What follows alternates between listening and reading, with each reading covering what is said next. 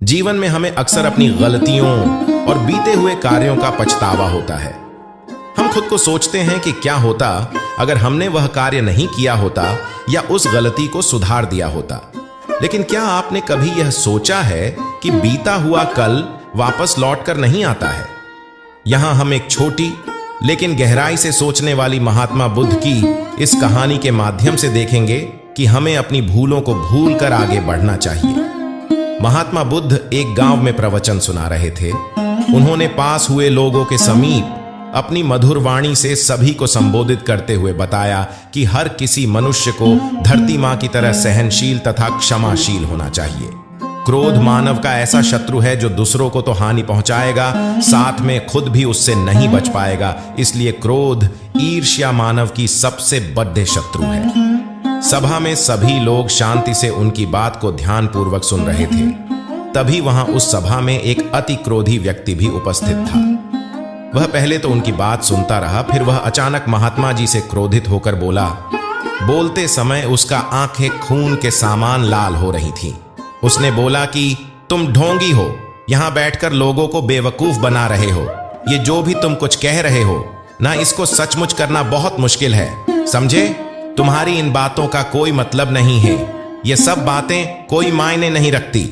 असल जिंदगी में कहानी सुनाना बंद करो, धूर्त महात्मा, और जहां से आए हो वहीं चले जाओ। ऐसे कठोर वचन सुनकर भी महात्मा जी ने उस क्रोधी पुरुष का कोई विरोध नहीं किया और न ही उसकी बातों पर कोई भी प्रतिक्रिया दी।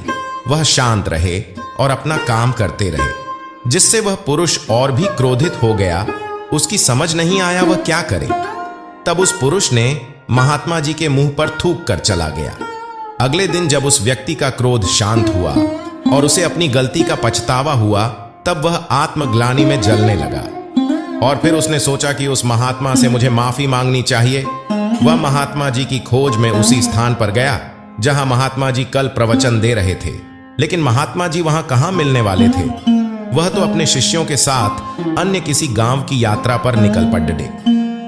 वह पुरुष सब लोगों से महात्मा जी के बारे में पूछता उस स्थान पर पहुंच गया जहां की महात्मा जी प्रवचन कर रहे थे। तब उस पुरुष को महात्मा जी के शिष्यों ने उसे उनके पास जाने से रोका, लेकिन महात्मा जी ने अपने शिष्यों को आदेश दिया कि आने दे उस पुरुष को।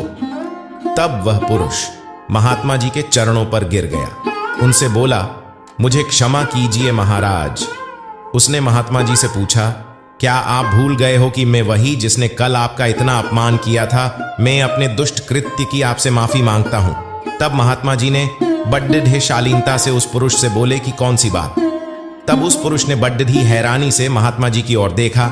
महात्मा जी बोले कि मैं तो बीती बातें वहीं छोड़ दिया आया, क्योंकि बीता हुआ कल कभी वापस लौट कर नहीं आता। इसलिए बीती हुए बातों की वजह से आज और अपना आने वाला कल नहीं बिगड़ना चाहिए।